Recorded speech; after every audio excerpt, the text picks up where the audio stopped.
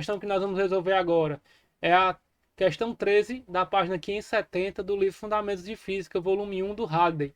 A questão diz o seguinte: um canhão dispara um projétil com uma velocidade inicial V0 de 20 metros por segundo. Então, assim como a gente já vem fazendo, vamos separando aqui as informações. Aqui ele está informando o módulo da velocidade inicial. Então, por isso que eu não vou representar com a setinha em cima, que é apenas a intensidade dessa velocidade de disparo. E um ângulo de 60 graus com a horizontal. Então, um ângulo θ 0, que é o ângulo inicial de inclinação dessa velocidade com a horizontal, de 60 graus. No ponto mais alto da trajetória, o projétil explode. Pessoal, vamos só dar uma pausa aqui. O que é que a gente pode afirmar a respeito de um movimento oblíquo? No movimento oblíquo, nós podemos representar a velocidade que esse corpo tem em cada instante do movimento por duas componentes. Nós teremos uma componente horizontal, que eu já estou decompondo aqui, ó. Nós vamos ter aqui o que nós vamos chamar de V0x, e uma componente vertical, que eu já vou chamar aqui, ó, de V0y. Aí qual é a importância, qual é o objetivo de fazer essa decomposição? É perceber que dessas duas componentes, apenas aquela que se encontra na mesma direção da aceleração da gravidade, que lembrando, ela é sempre vertical e apontando para baixo, aqui a nossa gravidade, vai sofrer uma alteração. Então a componente vertical é a única que vai sofrer mudança no seu módulo. Inicialmente, durante a subida, né, reduzindo, e depois, durante a descida, aumentando, tá? Então, durante esse trajeto até a explosão, nós temos a componente vertical diminuindo até chegar no ponto mais alto, que é quando ela atinge a velocidade y no ponto mais alto, ela atinge um valor igual a zero. Então, essa componente no ponto mais alto vai ser igual a zero. Agora, como a componente horizontal ela não sofre influência, ela não sofre mudança devido à gravidade que é vertical, ela vai se manter constante ao longo de todo esse trajeto.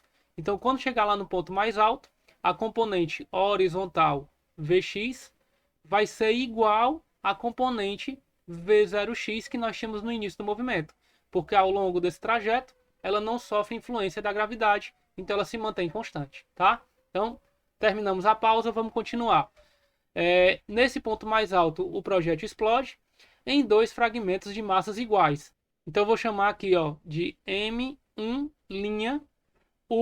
a massa do primeiro fragmento após a explosão. Só lembrando, na nossa aula teórica, nós combinamos de usar esse artifício da linha para tudo que acontecer após o fenômeno analisado. Como nós estamos analisando o fenômeno da explosão, após a explosão, nós vamos ter um M1', e nós vamos ter uma massa de um outro fragmento que eu vou chamar de M2', porque também ele surgiu depois da explosão.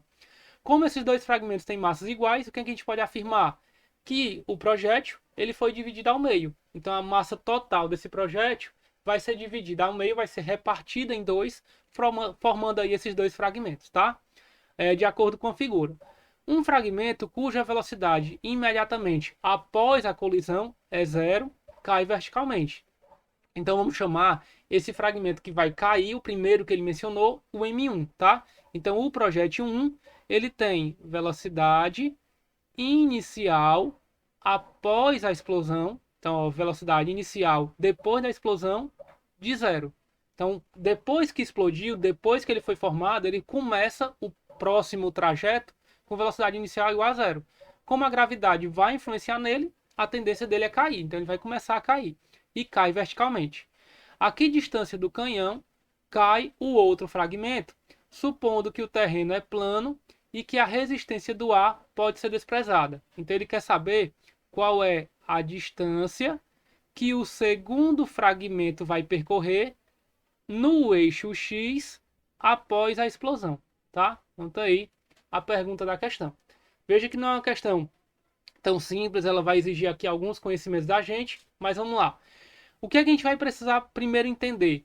Que após a explosão, deixa eu separar aqui para não ficar confuso, aqui são os nossos dados, tá? Após a explosão, nós vamos ter esse fragmento 2 com uma determinada velocidade que nós não conhecemos. Nós sabemos a velocidade inicial após a explosão do fragmento 1. Do fragmento 2 nós não sabemos. Mas nós podemos garantir que essa velocidade do fragmento 2 após a explosão vai ser horizontal. Por que a gente pode garantir isso? Porque se antes da explosão todo o projétil, toda a massa concentrada tinha velocidade apenas na horizontal e nós não tivemos ação de forças externas, nós temos aí a conservação da quantidade de movimento, a conservação do momento linear. Então, se nós temos aí um dos fragmentos após a explosão, logo após a explosão, parado, o outro ele vai ter que ter uma quantidade de movimento que garanta que após a explosão se mantenha a quantidade de movimento que nós tínhamos antes da explosão, tá? Então, a garantia que nós temos aqui, a velocidade inicial no eixo X. Aqui é a velocidade inicial do fragmento 1 após a explosão. Aqui é a velocidade inicial do fragmento 2 após a explosão. Essa velocidade, nós não conhecemos ainda. Então vamos lá em busca dessa velocidade. Por quê? Como horizontalmente o seu movimento vai ser uniforme, para a gente calcular essa distância, basta a gente utilizar a função horária do movimento uniforme, que lembrando é S igual a S0 mais VT, tá? Como nós não sabemos ainda o tempo que ele vai se mover, a gente depois vai fazer esse cálculo para poder calcular essa velocidade. Então S menos S0 é justamente a distância que ele vai percorrer. Então já vou chamar aqui de D2x'. Isso vai ser igual a essa velocidade, que é essa, não vai mudar ao longo do movimento horizontal. Então V e 2' vezes o T, que é o tempo de queda. Primeiro, a gente tem aqui que essa componente horizontal, a gente precisa calcular essa velocidade com que ele chega nesse ponto, que é essa componente horizontal. Essa componente V0x, ela está colada ao ângulo θ. Então ela é V0 vezes o cosseno do ângulo θ. V0x é, portanto, a velocidade inicial 20 vezes o cosseno de 60, que é 1/2. Então nós temos aqui a velocidade horizontal de 10 metros por segundo. Então entenda que quando o projétil chegar aqui, ele vai estar com a velocidade de 10 metros por segundo. Quando ele for dividido ao meio, a quantidade de movimento tem que se conservar. Então a quantidade de movimento antes era a massa total vezes a velocidade que ele tinha, que era essa V0x, tá? Essa velocidade aqui que ele chegou lá no ponto mais alto. A quantidade de movimento final vai ser a quantidade de movimento dos dois fragmentos. Como o fragmento 1, logo após a explosão, está parado, eu só vou ter quantidade de movimento no fragmento 2. Então é m2 vezes essa velocidade que eu estou precisando, v e 2'. Como a massa total é o dobro dessa massa, então nós podemos escrever que essa massa total é 2 vezes m2 vezes v0x, que é 10. Isso é igual a m0 vezes v e 2'. Podemos simplificar o m0 de um lado com o m2 de um lado com o m2 do outro e encontrar que essa velocidade inicial é 2 vezes 10, portanto, essa velocidade que o fragmento 2 vai ter logo após a explosão é de 20 metros por segundo. Então, V e 2' é de 20 metros por segundo, tá? Já sabemos então de quanto é essa velocidade.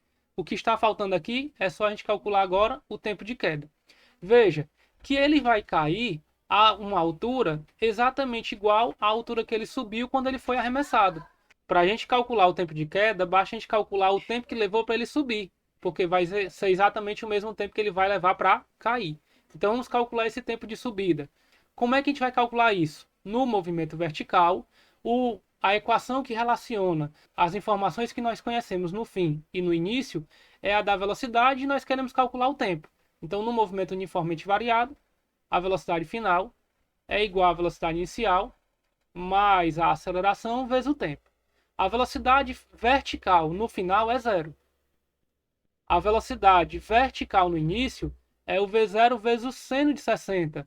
Então, se o V0 é 20, vezes o seno de 60, 0,87. 0,87. menos a aceleração, porque menos, porque ela está para baixo, e eu estou considerando o nosso referencial positivo para cima. Então, menos a aceleração da gravidade, que é 9,8 vezes t. Passando isso para o outro lado, 9,8t é igual a 20 vezes 0,87, dá 17,4. 17,4. E aí nós vamos ter que esse tempo de subida, que será igual ao tempo de descida, é 17,4 dividido por 9,8, que é 1,78. 1,78 segundos, tá? Agora, pessoal, sabendo que ele vai levar 1,78 segundos para subir e, consequentemente, 1,78 segundos para descer, então nós vamos ter aqui d2x', que é a velocidade que ele tem após a explosão, que nós já calculamos, 20, vezes o tempo, que é 1,78. Essa distância d2x' vai ser o resultado dessa multiplicação, que é 20 vezes 1,78, 35,6 metros. Ok, pessoal? Tá aí, então, a distância que ele vai percorrer. Esse é um valor arredondado, aproximado, tá? Mas bem próximo aí do valor real.